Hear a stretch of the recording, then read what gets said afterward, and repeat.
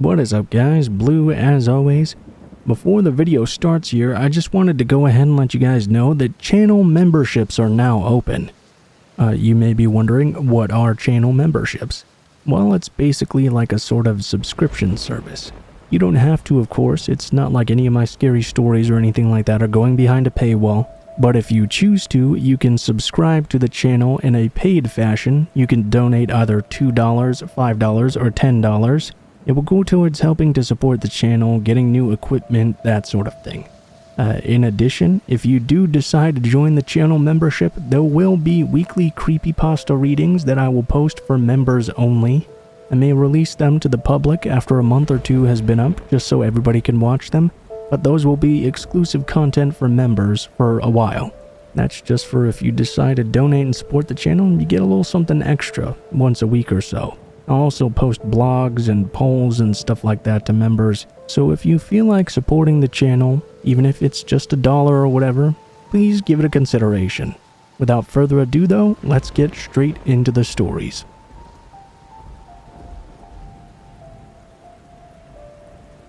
I hope I'm remembering this name correctly.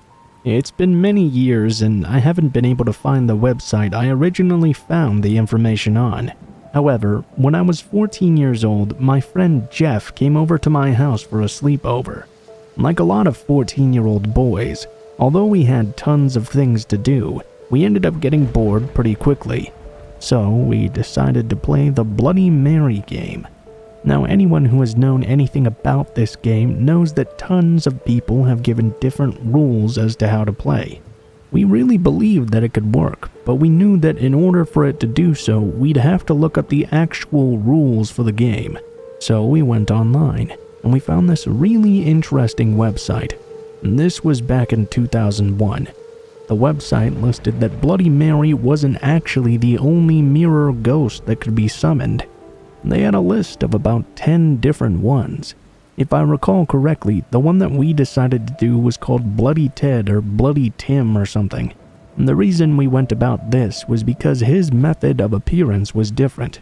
Bloody Mary is supposed to appear immediately behind you. Bloody Ted or whatever, on the other hand, doesn't. You do the ritual in the bathroom in the dark just like Mary, but this Ted won't show up until you go to bed. Apparently he would crawl out of the bathroom mirror, find his way into your bedroom, and kill you while you were sleeping. To us, this was much scarier than just having someone appear behind you immediately. I don't remember the exact details of what you were supposed to do for the ritual, so I apologize if anyone decides they want to do this for whatever reason. I do remember lighting some candles in the dark bathroom, and the two of us standing in front of the mirror. We recited the spell, then we waited, obviously to see if anything would happen right away. We didn't expect it to because he was supposed to come later that night, and we weren't really sure whether or not we believed in it anyway. After a few moments, we turned on the lights and cleaned up the bathroom. We went back to playing our video games, but as the night went on, we began getting more and more nervous about going to bed. It was as if we were suddenly beginning to actually believe. The later it got, the more tired our brains became, and the more actually we began getting scared and worried something was going to happen. I think both of us could tell the other was growing scared, but we didn't really talk about it. Instead, we just kept ourselves awake for as long as we could. By the time it was really late in the night, our eyes were beginning to betray us though. We just couldn't keep ourselves up, so we got into our sleeping bags and talked for just a little while longer before we fell asleep. I was surprised at how much this eventually scared us throughout the night. We didn't really believe in it, but I guess the reason it was scarier than Bloody Mary was because you get so much more time to think about it. And we all know the more you think about something, the more real it can seem. I was happy though when I was finally able to fall asleep. I woke up sometime later. It was still dark out. I wasn't exactly sure what had woken me up. I looked over at my clock and it had probably only been about half an hour. I looked over at Jeff and he was deep asleep. Well, it couldn't have been him that woke me up. I then listened closer and heard a creaking noise from the hallway. It could have been the house settling, but then I heard it again and again, and then I knew it was someone walking. There was no light on under the door. My parents weren't the type of people who got up in the middle of the night either. If they did, I doubted they would walk back and forth around in the dark hallway. Fear gripped me as I remembered what Jeff and I had just done in the bathroom. Ted, or whoever it was, must have been summoned. He must have crawled out of the bathroom mirror and was now coming towards our room. The footfalls kept coming one after the other. I was so scared I didn't know what to do. They stopped outside my bedroom door. I was frozen in fear, but I didn't want to be scared alone, so I shook Jeff awake. When he groggily asked me what was wrong, I told him the ritual had worked and Ted was coming for us. He was outside our door. At first, he thought I was joking, but then he watched as the doorknob to the bedroom door began to turn. We couldn't do anything. The knob turned, the latch clicked, and the door slowly opened. Very slowly. In that split moment, we were staring eye to eye with a very large man neither of us had ever seen before in our lives. He looked right at us, and we knew he was Ted. I screamed for my father. The man seemed shocked to see us, and my scream seemed to shock him too. He let go of the door and ran down the stairs. My dad rushed into the room and told us there was an intruder in the house, and for us to remain there. He closed the door. We were terrified, thinking that the man had to be Ted and he was going to kill my father. In that short time as we waited, we heard sirens and police cars pulling up to our house. I wasn't exactly sure what was going on, but the police eventually came to our room to inform us. As it turns out, it was all just a weird coincidence. Of course, the man wasn't Bloody Ted. He was just a burglar. That was why he had opened the door so slowly. He was checking to see if anyone was in the house and awake, and we were. He was quickly arrested. Ted never came that night or any other night, but we never played that game again.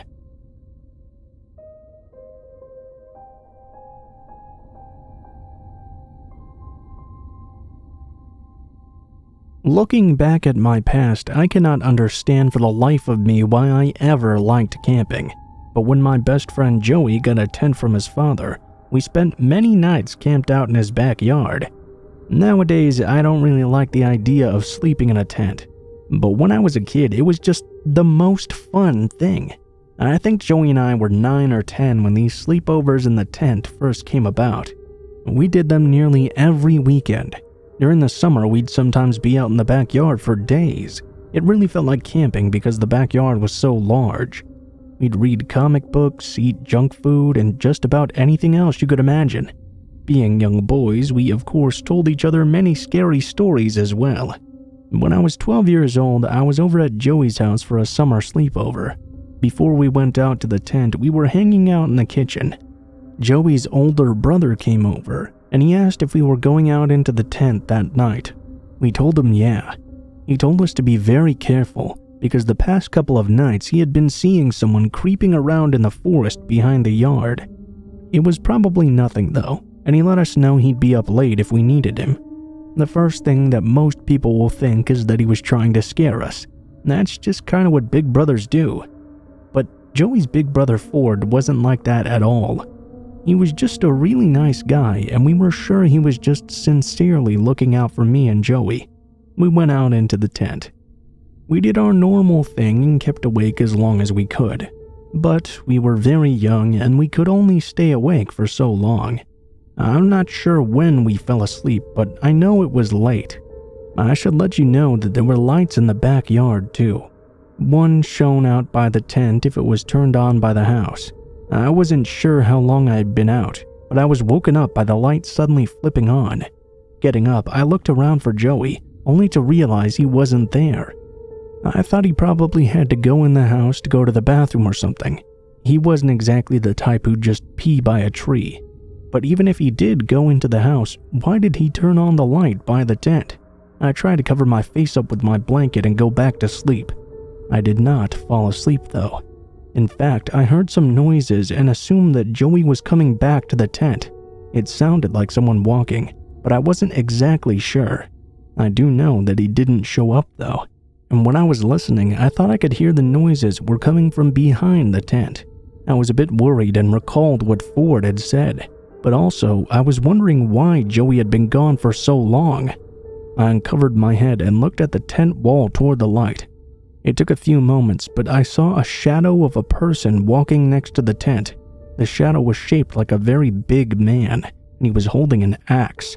I jumped up as quickly as I could. I ran out the front of the tent and towards the house, and I didn't look back. I ran inside and locked the door behind me. Joey was in there, along with his brother Ford. They were talking and noticed me, and I told them what I'd just seen. Ford then called the police. When they showed up, they found an axe in the backyard laying in a pile with some clothes. It had blood on it. I guess when it was analyzed, they found it was not human blood though. We weren't exactly sure just what was going on. Probably some wacko out in the forest killing animals. But why he walked by the tent with an axe, I'll never know. Why he left his clothes and the axe out there, I'll never know either. I do know, though, that I could never sleep out there again after that.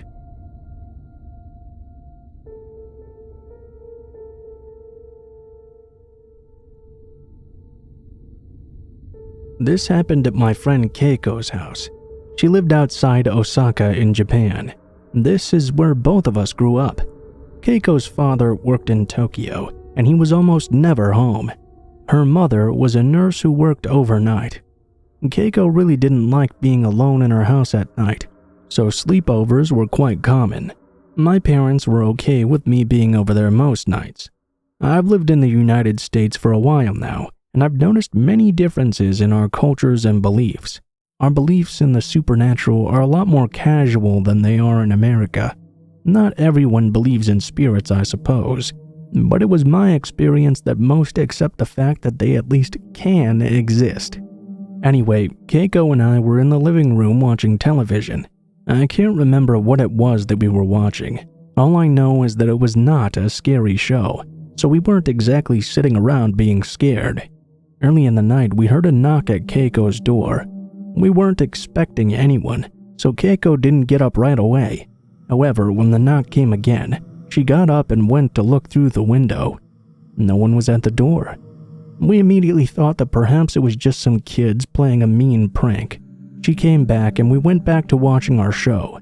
It couldn't have been more than 5 minutes later though, when there was a knock at the door again. Just like before, Keiko looked out the door, but there was no one there. We still believed it had to be some rowdy kids. This time, however, as she began walking back to the couch, the knock came again. She quickly looked out the window and told me she still could not see anyone outside. I got up off the couch and then walked over to the door. I was about to talk when we heard that knock once more. This time it was much louder and faster. We were both surprised and we jumped up in startlement. Keiko was right by the door, so she looked out but she still couldn't see anyone. Now we were finally scared. This was way too weird. How is one supposed to react when such a thing happens? I mean, honestly, it's not like we could call the police because there was no one there. If we called Keiko's mother, she would likely just think we were watching scary movies and had frightened ourselves. We did the only thing we could think to do. We went back to the couch and tried to ignore it. Not long after that, we heard the knocks again. This time, neither of us went to answer it. We thought ignoring it would be for the best, but it knocked again and again, and it kept knocking. It was just during the height of this that the scariest part happened. When we thought the knocking had stopped, we heard a voice at the door. The voice leaned against it and whispered this: "Keiko, it's your Aunt Uni. Open the door." The voice was cold and strained and didn't sound like Keiko's aunt at all. It wouldn't have mattered as it had, as Aunt Uni had passed away years before. Another knock and then the voice spoke again. "It's Aunt Uni, Keiko. Open the door." We just looked at each other and wondered. Finally though, we decided to go upstairs to Keiko's room and ignore it. Up there, we were unable to hear the knocking or voice anymore. It took us forever to sleep that night, and this occurrence never repeated again. But even for just one night, it was scary enough to terrify us both for a long time.